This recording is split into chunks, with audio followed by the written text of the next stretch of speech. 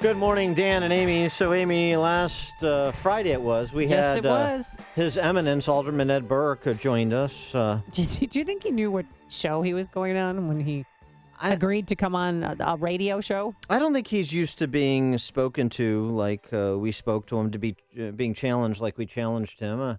I don't think he's used to, being in an environment where People disagree with him? Well, and not all the security guards could fit in the studio. Right. So I think that made him uncomfortable. He wanted us replaced by robots, too. Well, he used did. to get a little zinger on the way out. Since we challenged his preemptive strike against driverless car technology, he proposed an ordinance to ban driverless cars in Chicago, and he made the safety argument as well as the jobs argument, the 21st century defender of the horse and buggy against the advent of the combustion engine is essentially his argument. But he didn't take kindly to it, suggested maybe we should have talk show host-free radio shows. Yeah. I suggested he advance an ordinance that we also, to callers, suggest maybe we should have alderman-less cities. Oh, yeah. And here's what Ed Burke had to say. And remember, this is in response to Pittsburgh breaking the seal and advancing a driverless car policy to begin the beta testing effectively. So here's Ed Burke, why he proposed the ban, explaining his rationale. Well, I think that right now there is a lack of understanding about these devices, and shouldn't we, first of all, ban them, and then if they prove to be safe and reasonable, then the use of these driverless vehicles can be authorized. So he's confused by the technology, so everybody else must be. And the way to advance innovation is to ban something that is being developed. Well, he wanted to ban it to make sure that his friends don't lose their jobs as Uber drivers. Well, but that was a safety argument he made. He made the jobs argument. That's a safety argument. So ban an innovation until it's 100%. Is our automobiles, are they 100%? I don't think so. But that's the Ed Burke central planning philosophy. Then he talked about the impact on jobs. There are literally hundreds and hundreds of thousands of jobs where people operate motor vehicles, delivery trucks, taxi cabs. What about those jobs that would disappear from our economy? Has anybody thought about what the ultimate result of that would be? What about the candlestick makers? And then Burke went after Pittsburgh. Pittsburgh Mayor Bill Peduto, who apparently is an autocrat. So you talk about the technology, and one of the arguments you made is a safety argument. I mean, I suppose Pittsburgh and the leaders there are probably as concerned, I would suspect they're as concerned about the safety of their residents as you are the safety of Chicago residents. But I don't know. If you read the stories, you would have learned that the mayor of Pittsburgh, without consultation with any other officials, not the city council, not the police department, not the fire department, single-handedly authorized this experiment. Imagine a mayor of a big city doing something single-handedly. Never heard of such a thing. Here's the question about driver. Number one, Pittsburgh isn't a big city. Okay. All right, and so now we're happy to be joined by the autocratic mayor of that little hamlet called Pittsburgh, who doesn't care about his residents' safety. Mayor Bill Peduto joins us now. Mayor, thanks for joining us. Appreciate it. Good morning, Darren and Amy. So what about Chicago Alderman Ed Burke's comments that you just rammed through this driverless car policy in Pittsburgh? You're not concerned about residential safety, and Pittsburgh is just a speck on the map. Yeah, well, I won't get into that personal stuff, but this is a debate we've been having for years here. Carnegie Mellon University, which is in the city, developed the first robotics program in the world. And back in 1994, think about the technology in 94, had a driverless car go from Pittsburgh to Washington, D.C. and back. And in 2007, they won a DARPA challenge, and the first driverless car drove from Los Angeles to New York. So the technology has been there. That's before the iPhone was released. What Uber is doing right now is regulated in a voluntary effort for us to help to advance a new industry. Innovation will never come after regulation. They walk hand in hand. That's when we tested for inoculation, when aviation began, all of those different times when great steps were taken. It was innovation that pushed us there. So what we've been doing is working. The vehicles themselves are on the streets. There are two people in them. There is one engineer behind the wheel and another engineer with a laptop who is monitoring every sensor in that vehicle. They don't travel past 35 miles an hour. I did meet with our police, and our police did meet with Uber before we ever gave the okay. I've met all the way with the president and the Secretary of Transportation and his team and the Secretary of Transportation in the state before we would ever launch this. But let me say this. The technology is not in the future. It's today.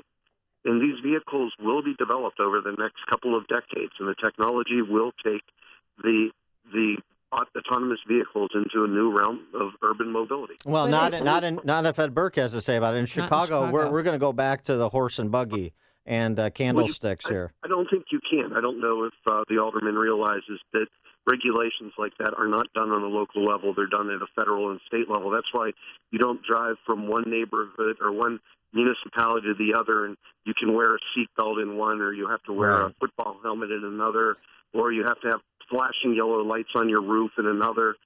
That's you can't ban it. Mayor, what's the end game, though? Do they eventually want to have driverless trucks delivering produce and commerce?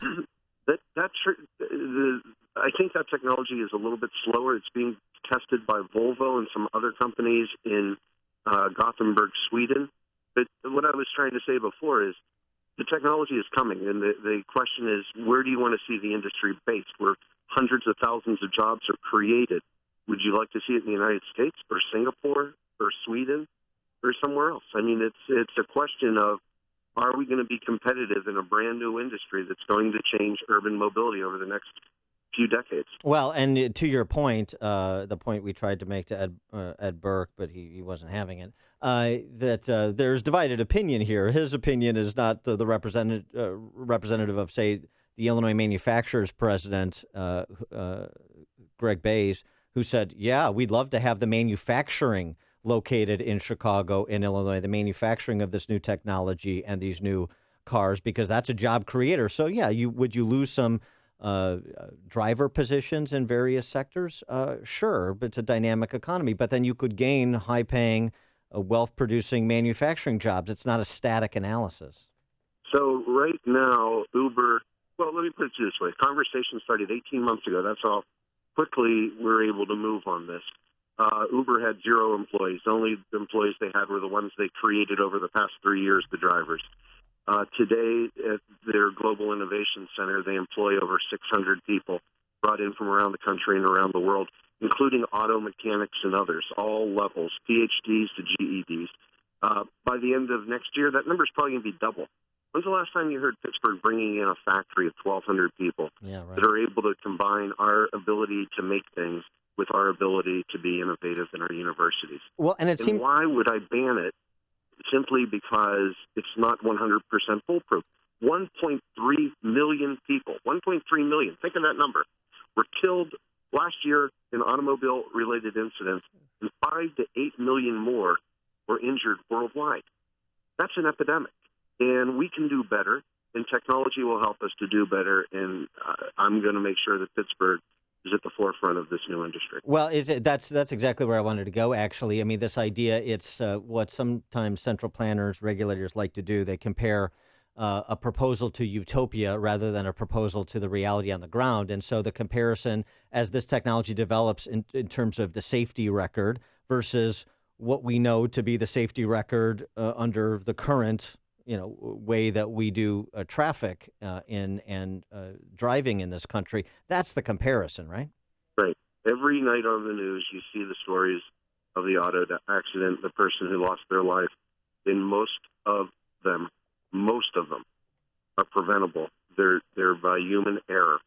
And we can put technology into a vehicle to make it safer. And that's the thing. This isn't going to happen overnight. It's going to take decades. But every step that we take will make driving in a car safer. The sensors are already in them. They've been putting them in there for years. They'll soon be able, and I say soon, within a year or two, to be able to talk to each other. They'll be talking to the traffic signals. There will be sensors that will be placed throughout the public infrastructure. You'll basically, like Caravan as you're driving, And if you're texting somebody and the car stops in front of you, your car will remain a safe distance away. That's right on the horizon. And that's going to be built, and that whole industry is going to be created in the United States, Europe, or Asia. And now, that's the only thing that hasn't been decided yet. Now, Mayor, if I'm a diehard Steelers fan, even though I'm in Chicago. So if I was to volunteer to be a passenger in one of these driverless cars, do you think you can line up some playoff tickets for me? Wouldn't that be? Is that doable? Hello? To volunteer to do it? Yeah, if I volunteer to do it, could I get? did. He wants playoff tickets. Could I get maybe like a Roethlisberger jersey and some playoff tickets this year? Is my question. Yeah, no, I'm not sure how they do it. A lot of the stuff, that they do with their selection, because it's so competitive against Ford and Google and Tesla and everything, is pretty quiet. But I did volunteer. I am on that list. There's a list of, I think, around 1,000 people within the city that are Uber users that have been given that opportunity. But I don't know what the criteria of that selection was. All right. Good luck, Dan. Yeah, thank you. He is Mayor Bill Peduto, mayor of Pittsburgh, Pennsylvania. Thanks for joining us and setting the record straight on driverless cars.